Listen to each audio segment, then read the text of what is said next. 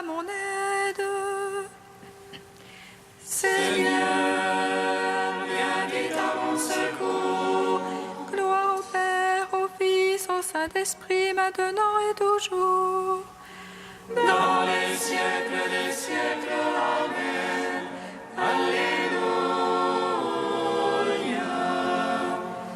Roi du ciel, consolateur, Esprit de vérité, toi qui es partout présent, toi qui emplis tout, trésor de grâce et donateur de vie, viens et demeure en nous.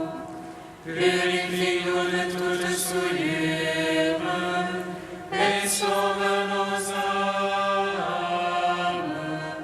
Toi qui es monté, Roi du ciel consolateur, Esprit de vérité, toi qui es partout présent, toi qui emplis tout, trésor de grâce et donateur de vie, viens et demeure en nous. Purifie-nous de toute souillure et sauve nos âmes. Toi qui es monté.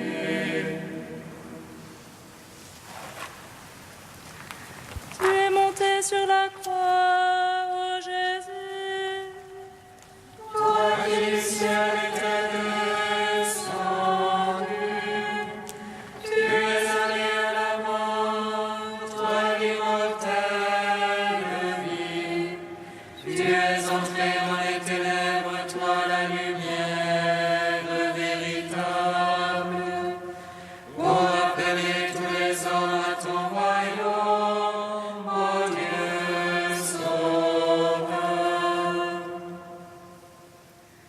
Tu es monté sur la croix, ô Jésus, toi qui du ciel étais descendu. Tu es allé à la mort, toi l'immortelle vie. Tu es entré dans les ténèbres, toi la lumière véritable, pour appeler tous les hommes à ton royaume, ô Dieu sauveur. Tu es monté sur la croix, ô Jésus, toi qui du ciel étais descendu. Tu es allé à la mort, toi l'immortelle vie. Tu es entré dans les ténèbres, toi la lumière véritable, pour appeler tous les hommes à ton royaume, ô Dieu sauveur. Psaume 118, strophe 5. Incline mon cœur vers ta parole, Seigneur mon Dieu. Incline mon cœur vers ta parole, Seigneur mon Dieu. Enseigne-moi la voie de tes volontés.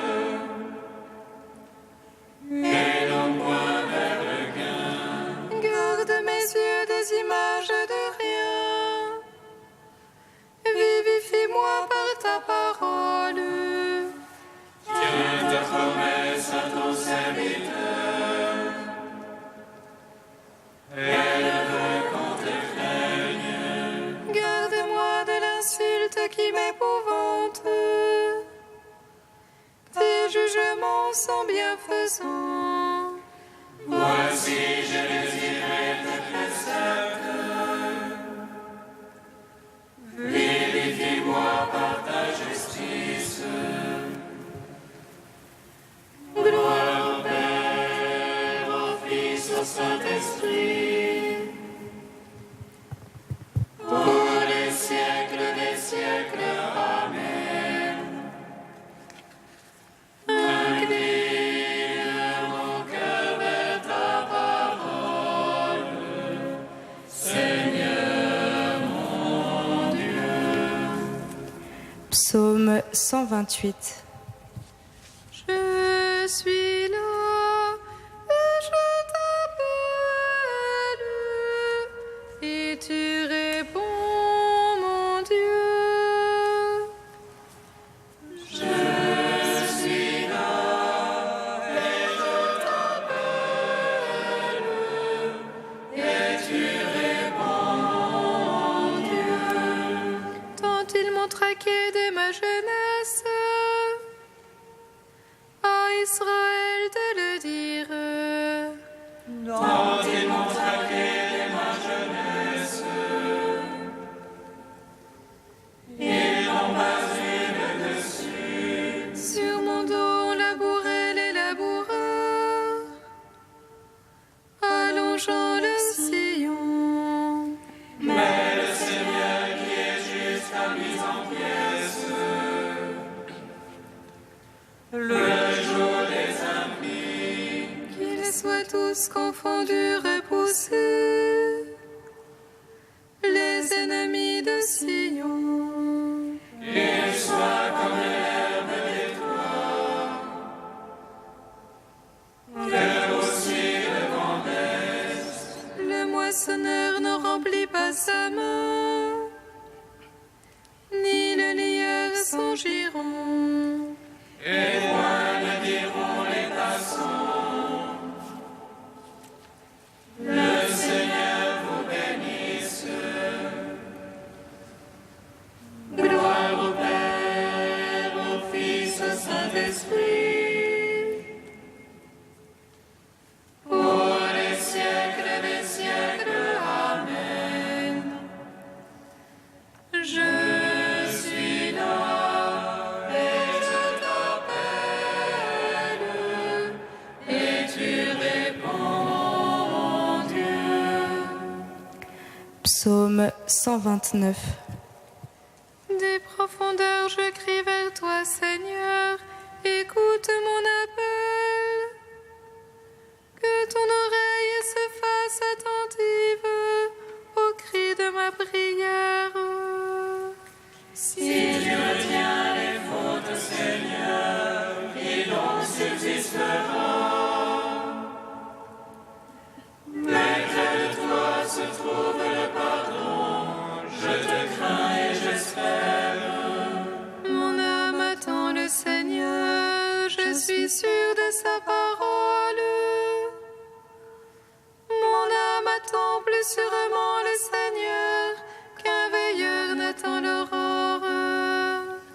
Que le veilleur espère l'aurore et Israël le Seigneur. Puisqu'auprès du Seigneur est la grâce, l'abondance du rachat. Celui qui rachètera Israël de toutes ses fautes. Gloire au Père, au Fils, au Saint-Esprit, pour les siècles des siècles. Amen. Je suis là et je t'appelle et tu réponds, mon Dieu.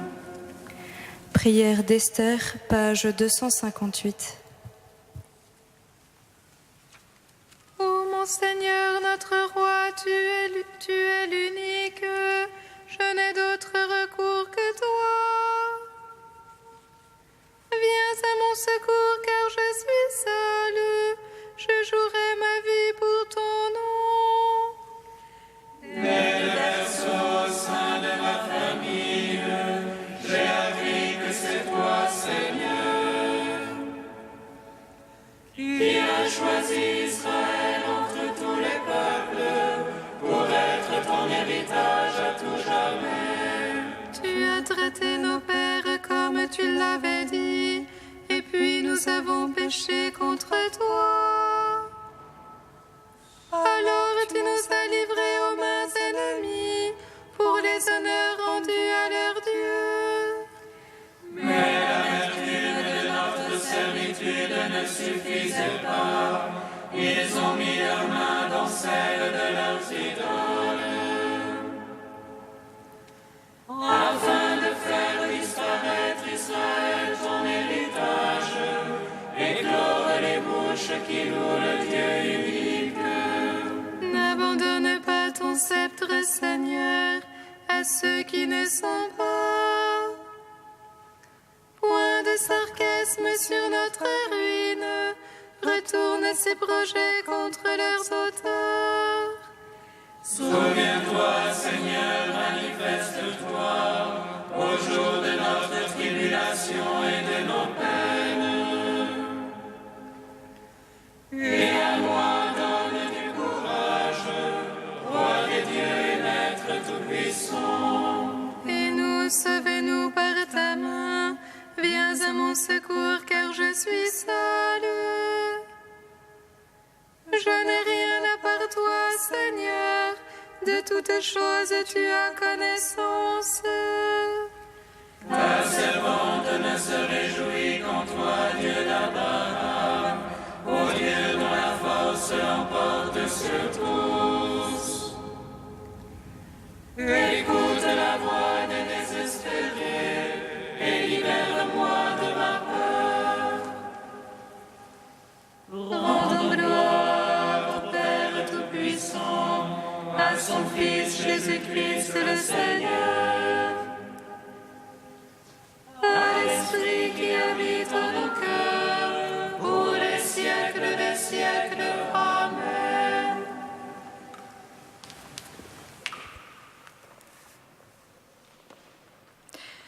Du Père Conrad de Mester, mon âme a soif de toi. Si tu t'appliques à la prière silencieuse et y persévères, y consacres du temps et lui accordes une place régulière dans ta vie, la façon de t'entretenir avec Dieu se simplifiera de plus en plus. La foi en sa présence s'avérera plus solide et naturelle. Prier, ce sera prendre conscience de la proximité aimante de Dieu et être plus attentif à lui qu'aux paroles que tu vas lui dire. Puisqu'il est la simplicité suprême et qu'il nous aime comme un Père, tu n'as pas besoin de beaucoup de formules ni de mots recherchés. Mots et formules servent surtout dans la mesure où ils soutiennent notre attention. Autour de la pensée et de la parole, notre attention peut alors se cristalliser. La prière exerce une influence secrète, comme l'eau coulant sur le rocher à la longue le creuse. Sur l'arbre de la prière croissent les fruits de l'Esprit Saint. Si nous avons vraiment prié, nous retournerons à notre tâche avec des mains offrantes. Nous pourrons apporter à notre prochain quelque chose qui ne vient pas entièrement de nous, mais qui est aussi un don de Dieu, ayant encore un peu la saveur de Dieu. Notre effort deviendra le médium par lequel Jésus lui-même se dit et se donne silencieusement à notre prochain. Sans aucun contact avec lui, nous ne pouvons pas transmettre fidèlement son message. L'apostolat suppose qu'on écoute celui qui nous envoie. Et en constatant que Dieu se sert de notre pauvreté, jaillira une nouvelle prière de gratitude.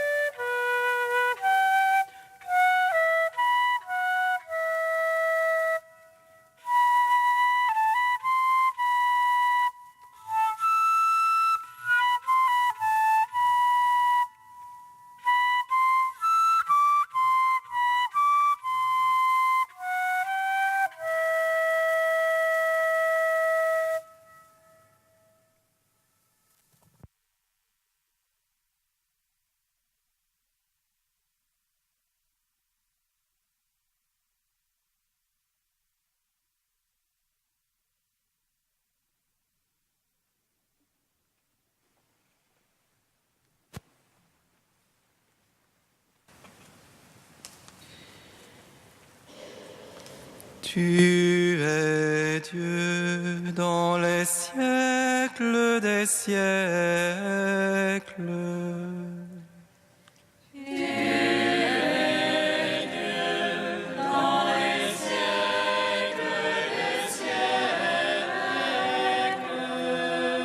Toutes les choses que Dieu a faites sont bonnes en leur temps.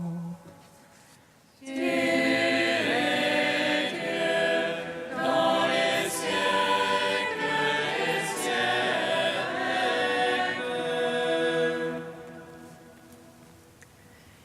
Lecture du livre de l'Ecclésiaste. Il y a un moment pour tout et un temps pour chaque chose sous le ciel. Un temps pour engendrer et un temps pour mourir. Un temps pour planter et un temps pour arracher. Un temps pour tuer et un temps pour soigner. Un temps pour détruire et un temps pour construire. Un temps pour pleurer et un temps pour rire. Un temps pour gémir et un temps pour danser. Un temps pour lancer des pierres et un temps pour les ramasser. Un temps pour s'embrasser et un temps pour s'abstenir. Un temps pour chercher et un temps pour perdre. Un temps pour garder et un temps pour jeter. Un temps pour déchirer et un temps pour recoudre. Un temps pour se taire et un temps pour parler. Un temps pour aimer et un temps pour haïr. Un temps pour faire la guerre et un temps pour faire la paix. Quel profit le travailleur retire-t-il de toute la peine qu'il prend? J'ai vu toutes les occupations que Dieu donne aux hommes. Toutes les choses que Dieu a faites sont bonnes en leur temps. Dieu a mis toute la durée du temps dans l'esprit de l'homme et pourtant celui-ci est incapable d'embrasser l'œuvre que Dieu a faite du début jusqu'à la fin. Gloire à toi, Seigneur, gloire à toi. Gloire à toi, Seigneur, gloire à toi.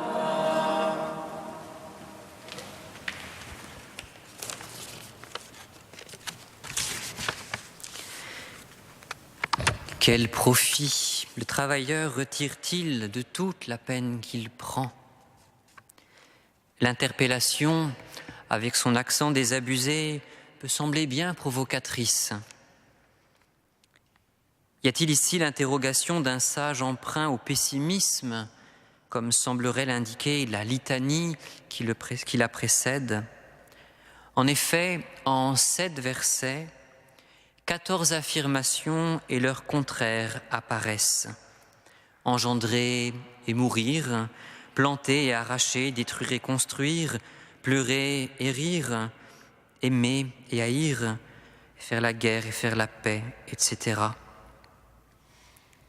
Pourtant, le sage n'oppose pas ces états comme pour manifester une tension, un combat entre deux forces, deux dynamiques opposées. Il ne porte pas non plus de jugement de valeur sur ces états. Au fond, il ne fait que dresser un constat. Le constat que tout oscille avec son envers, qu'il y a un temps pour toute chose. Là où nous pourrions imaginer une opposition, le sage évoque toute chose en termes d'états successifs. Tel un pendule qui oscille de droite à gauche ou de gauche à droite, il y a un temps pour toute chose. Il y a un temps pour engendrer et un temps pour mourir, un temps pour planter, un temps pour arracher, etc. Ce balancement à répétition qui s'ouvre, qui conduit sur la question de la peine que prennent les hommes à œuvrer sous le soleil, conduit inévitablement l'homme à s'interroger. À quoi bon? À quoi bon peiner sous le soleil?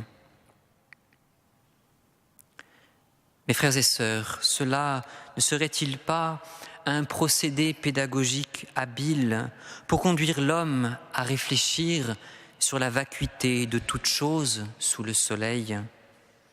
Ce balancement à répétition n'agit-il pas comme un bélier qui cherche à faire céder une pensée humaine trop étroite. En effet, Qoéleth, le sage, écrit à un moment de l'histoire où le champ de vision du croyant juif est limité à cette vie ici-bas. La vie n'a encore pour Israël qu'un sens terrestre, puisque c'est dans le temps que lui paraît se jouer le drame de l'Alliance. Non, le sage Qoéleth, frères et sœurs, n'est pas un pessimiste. Il est lucide. Il veut simplement conduire ses auditeurs à ne pas nourrir d'ambitions purement terrestres. Il conduit ainsi ses auditeurs dans la nécessité de concevoir l'existence d'un autre ordre qui élargira ses horizons jusqu'à l'infini. Quel profit le travailleur retire-t-il de toute la peine qu'il prend? À un moment de l'histoire où le profit n'est recherché qu'à court terme et sous forme matérielle, le sage interpelle l'homme contemporain. Ce profit qu'il recherche ne franchira pas les limites de ce monde.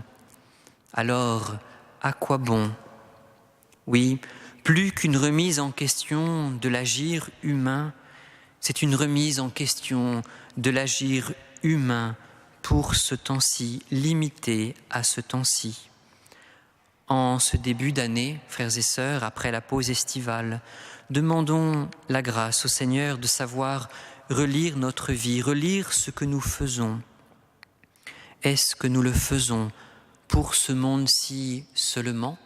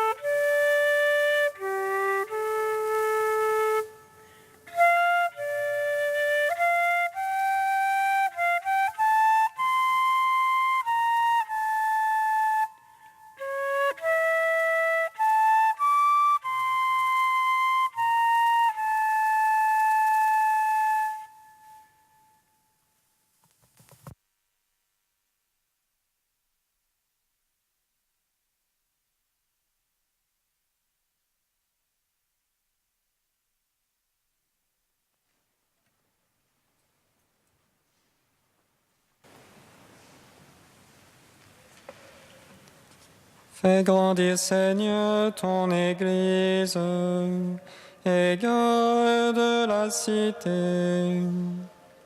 Fais grandir, Seigneur, ton Église et garde la cité. Avec Côme et Damien, médecins des corps et des âmes, Seigneur, nous te prions.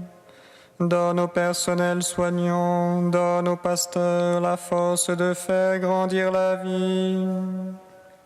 Fais grandir, Seigneur, ton Église et garde la cité. Avec Côme et Damien, martyrs en Syrie, Seigneur, nous te prions. Donne à l'Église d'Orient la persévérance dans l'épreuve. Fais grandir, Seigneur, ton Église, et garde la cité. Avec Côme et Damien, apôtres par la bonté, Seigneur, nous te prions. Donne aux croyants la joie d'évangéliser au cœur du monde. Fais grandir, Seigneur, ton Église, et garde la cité. Ô Dieu saint, ô Dieu fort, Dieu immortel, prends pitié de nous.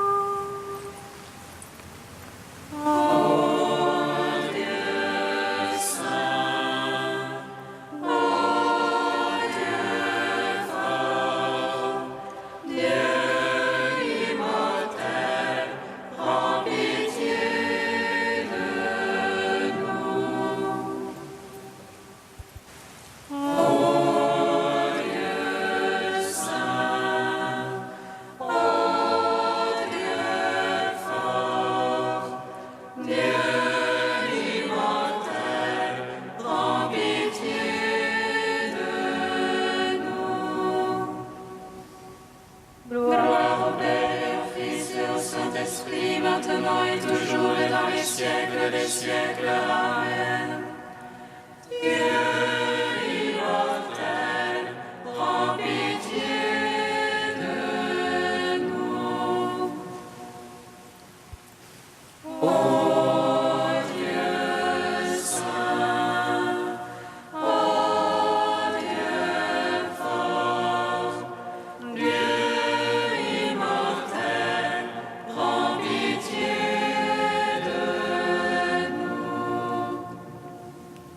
Comme nous l'avons appris du Sauveur et selon son commandement, nous osons dire: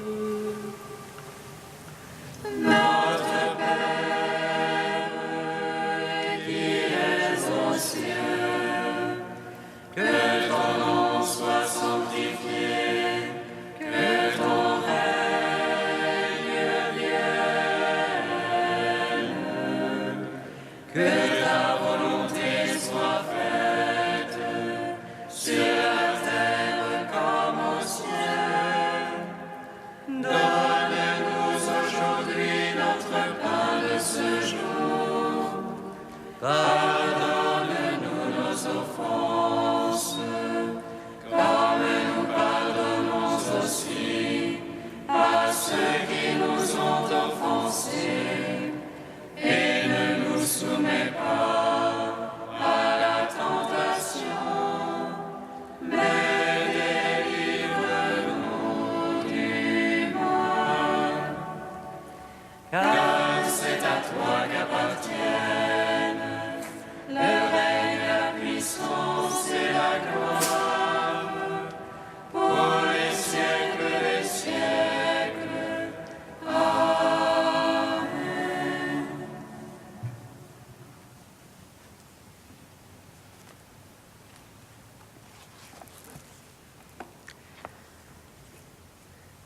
Nous faisons mémoire des saints Côme et Damien pour te glorifier, Seigneur, puisque ton admirable providence leur a donné la gloire sans fin et nous donne maintenant ton secours.